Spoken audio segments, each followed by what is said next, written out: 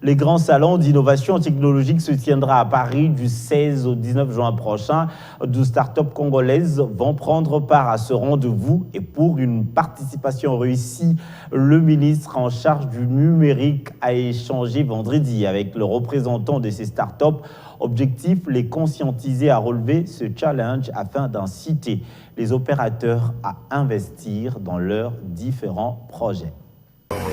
L'enjeu est de taille, les défis certes ardus mais pas difficiles à être relevés lors de la participation des 12 startups congolaises au plus grand salon européen des innovations technologiques qui se tiendra à Paris en date du 16 au 19 juin prochain. À 2 semaines de cet événement, l'heure était opportune pour les ministres en charge du numérique d'échanger avec ces startups sélectionnées afin d'harmoniser les vues et coordonner les actions à mener pour une participation réussie de la RDC à ces rendez-vous du futur. Pour le professeur Eberand, ces challenges vont certainement traduire la vision du chef de l'État, celle de promouvoir la nouvelle dimension de l'émergence de l'RDC dans l'univers du numérique.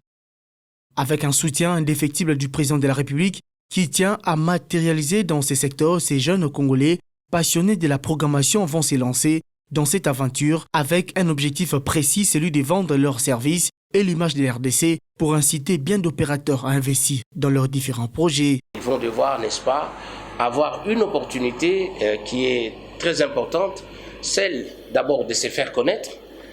mais aussi de pouvoir rencontrer les différents investisseurs qui sont intéressés ou qui peuvent être intéressés par les solutions qu'ils produisent ou bien par les solutions dont ils sont porteurs. Voilà pourquoi il était très important d'abord pour nous d'avoir une réunion en interne pour savoir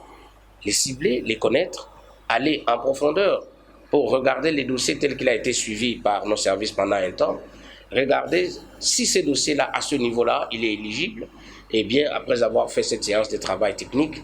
nous pouvons avoir la conviction qu'il y a des valeurs réelles et sûres qui peuvent être, n'est-ce pas, présentes, n'est-ce pas, pour représenter la République, n'est-ce pas, à ce grand salon de Paris.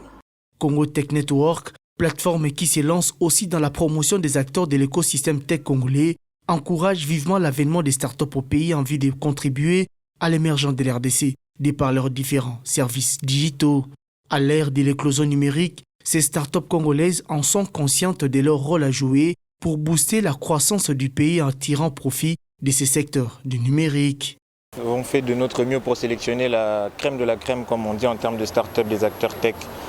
congolais. Nous avons à présent le soutien du ministre du numérique qui est avec nous, donc on part sur de bonnes bases et je pense que nous sommes prêts pour pouvoir, pas affronter, mais participer à cet événement qui est mondial où il y aura des startups qui vont venir du monde entier et donc c'est un honneur pour nous de représenter la RDC à cet événement. Vivatech 2021 s'est vu un pari pour l'émergence des startups congolaises, également un rendez-vous technologique que la RDC a pris avec l'histoire.